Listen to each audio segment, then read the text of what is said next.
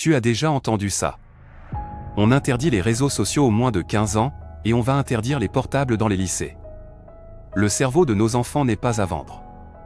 Tout le monde s'énerve. Tout le monde crie à la dictature. Mais toi? Et si je te disais que, pour un lycéen qui veut vraiment réussir, c'est peut-être la meilleure chose qui puisse t'arriver? Imagine deux scénarios. Scénario A, tu gardes ton téléphone 24h24 sur toi, tu scrolles TikTok, Insta, tu demandes tout à l'IA, et tu finis l'année avec la même moyenne qu'aujourd'hui.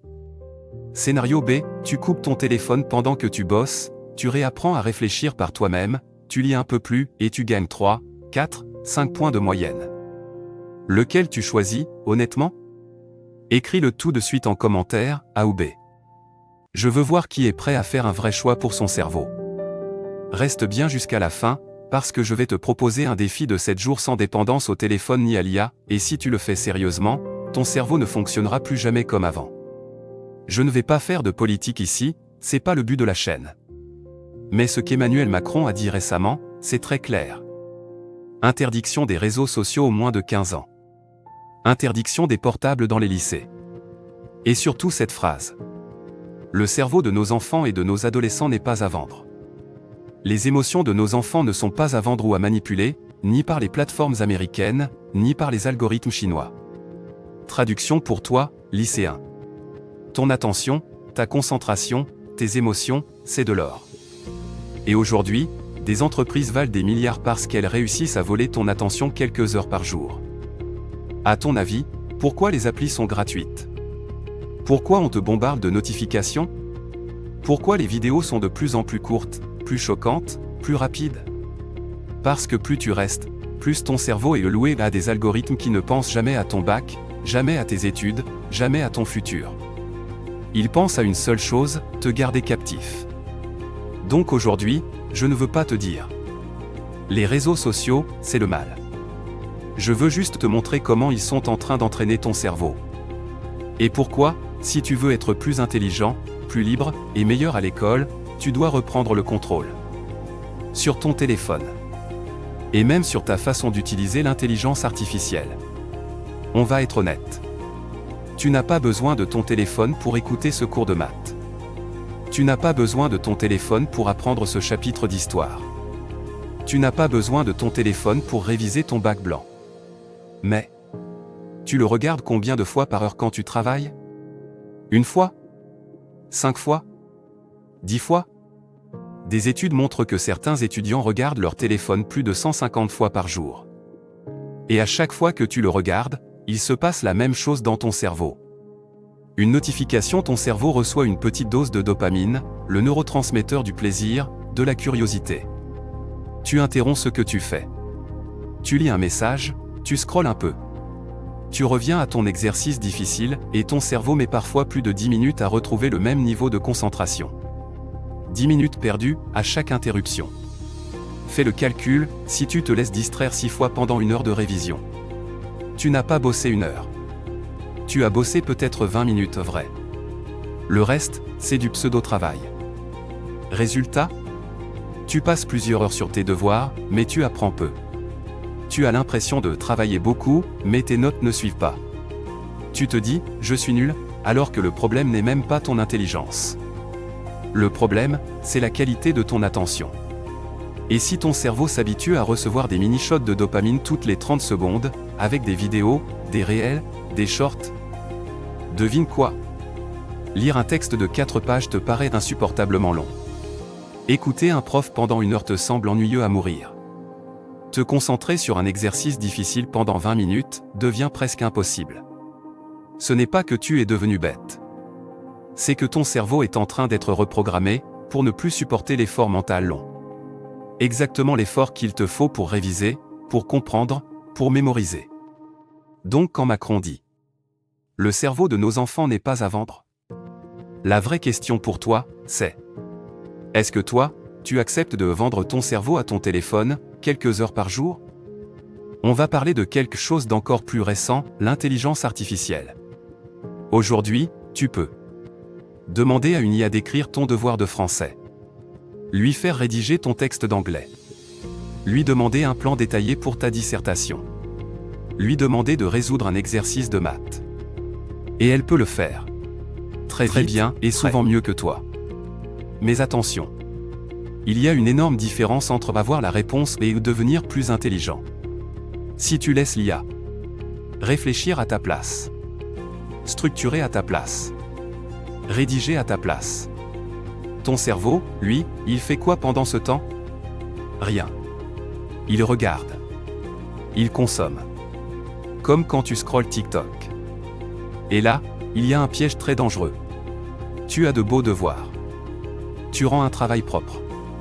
Tu as peut-être même une bonne note, mais ce n'est pas ton niveau réel. Ton vrai niveau, tu le verras. Le jour du contrôle écrit, sans IA.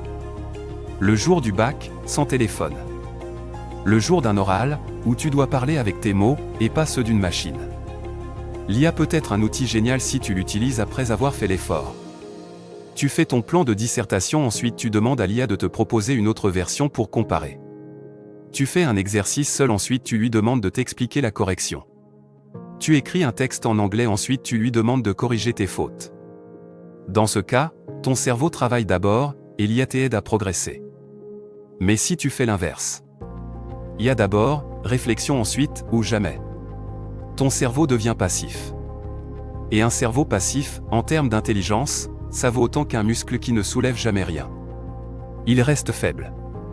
Si tu veux vraiment augmenter ton QI scolaire, ta capacité à comprendre, à mémoriser, à raisonner, il y a une règle simple.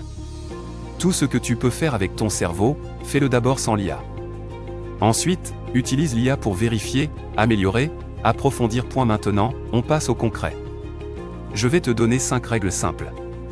Si tu les appliques pendant seulement 7 jours, tu vas sentir la différence dans ta concentration, ta capacité à mémoriser, et même dans ta fatigue. Règle numéro 1, 0 téléphone sur la table quand tu travailles. Ton téléphone ne doit jamais être sur ta table, face à toi, allumé pendant que tu révises. Ce que tu fais, tu le mets en mode avion. Tu le poses dans une autre pièce, ou au moins pourquoi? Parce que même éteint, même face cachée, sa simple présence capte une partie de ton attention. Ton cerveau sait qu'il est là. Il attend une notification. Il anticipe. Pendant que tu travailles, ton environnement doit t'envoyer un seul message à ton cerveau. Ici, on se concentre. Au lieu de réviser 3 heures en étant tout le temps interrompu. Je veux que tu fasses des blocs de 45 minutes de concentration totale. Tu choisis une matière précise. Tu coupes toutes les distractions, téléphone, réseau, musique avec parole. Tu lances un minuteur de 45 minutes. Et tu te promets une chose, pendant 45 minutes, pas une seule fois tu ne regardes ton téléphone. Après ces 45 minutes, tu prends une vraie pause de 10-15 minutes. Tu bouges, tu bois de l'eau, tu regardes par la fenêtre, tu parles avec quelqu'un. Puis tu recommences un bloc, si tu as encore du travail. Tu verras, 2 blocs de 45 minutes de vrai travail valent plus que 4 heures collées à ton bureau, téléphone à la main. Je sais, ça peut paraître vieux jeu. Mais la lecture, c'est une arme nucléaire pour ton cerveau. Pourquoi 20 pages par jour? Ça entraîne ta capacité à rester concentré sur une seule chose. Ça développe ton vocabulaire, en français, en philosophie, en histoire, c'est un avantage énorme. Ça améliore ta mémoire et ta compréhension globale. Tu peux lire un roman, un livre de développement personnel, un livre sur les sciences, la psychologie, l'histoire, ou même un manuel scolaire, mais vraiment petit plongeant. 20 pages, ce n'est pas beaucoup. Mais si tu fais ça tous les jours pendant un mois, tu ne reconnaîtras plus ton cerveau. Avant de demander à l'IA, à Google, ou à un ami, tu appliques la règle du premier brouillon. Tu fais toujours une première version avec ton cerveau. Ton propre plan de dissertation. Ta propre phrase en anglais. Ta propre tentative de démonstration en maths. Même si c'est nul, même si c'est incomplet, même s'il y a des fautes. C'est pas grave. Ensuite seulement, tu demandes à l'IA une correction, une amélioration, une explication. Comme ça, ton cerveau s'active. Tes neurones travaillent. Tu crées des connexions. Et l'IA ne vient pas. La technologie n'est pas l'ennemi. Ce qui te détruit, ce n'est pas l'existence de la technologie, c'est ta façon de l'utiliser. Tu peux utiliser ton téléphone pour mettre un minuteur de 45 minutes. Bloquer les réseaux sociaux pendant que tu travailles, avec des applis comme Forest, Freedom, etc. Écouter une musique instrumentale qui t'aide à te concentrer. Accéder à des contenus éducatifs, chaînes YouTube sérieuses, podcasts, cours. Pose-toi cette question simple avant d'ouvrir une appli. Est-ce que ce que je vais faire là, maintenant, m'aide à long terme? Ou est-ce que je donne juste mon cerveau gratuitement aux algorithmes? Je t'avais promis un défi de 7 jours. Le voilà. Pendant 7 jours. Pas de téléphone sur la table pendant que tu travailles. Au moins un bloc de 45 minutes de vraie concentration par jour. 20 pages de lecture par jour, peu importe le livre, mais lis vraiment. Règle du premier brouillon avant d'utiliser l'IA. Chaque soir, tu notes sur un carnet ce que tu as réussi à faire. Ce qui a été difficile. Et comment tu t'es senti niveau concentration. Fais-le sincèrement, juste 7 jours. Et ensuite, reviens sur cette vidéo, et dis-moi en commentaire. J'ai fait le défi, voilà ce qui a changé pour moi. Parce que, au final, que Macron interdise les téléphones dans les lycées ou pas. Que les réseaux sociaux soient limités ou pas. Il y a une réalité qu'aucune loi ne peut changer à ta place. C'est toi qui décides à qui tu donnes ton cerveau. Aux algorithmes, ou à tes propres objectifs. Tu n'as pas besoin de devenir un moine sans téléphone. Tu n'as pas besoin de supprimer tous tes réseaux. Mais si tu veux prendre une vraie avance sur les autres, sur tes camarades de classe, sur ceux qui révisent avec TikTok ouvert, sur ceux qui laissent l'IA penser à leur place, tu dois être dans la minorité qui protège son attention. Si tu es encore là, ça veut dire que tu fais partie de ces gens-là. Alors maintenant, dis-moi en commentaire si tu choisis le scénario A, tu gardes tes habitudes. Ou le scénario B, tu reprends le contrôle de ton cerveau. Si tu veux que je fasse une vidéo complète sur comment utiliser l'IA pour progresser sans devenir dépendant, écris le mot IA en commentaire. Et surtout, abonne-toi à la chaîne, active la cloche, parce qu'on va continuer ensemble à transformer ton quotidien de lycéen en vrai entraînement mental. Ton cerveau n'est pas à vendre. Ni à TikTok. Ni à Instagram. Ni à aucun algorithme. À partir d'aujourd'hui, ils travaillent pour toi. Pas pour eux. À très vite.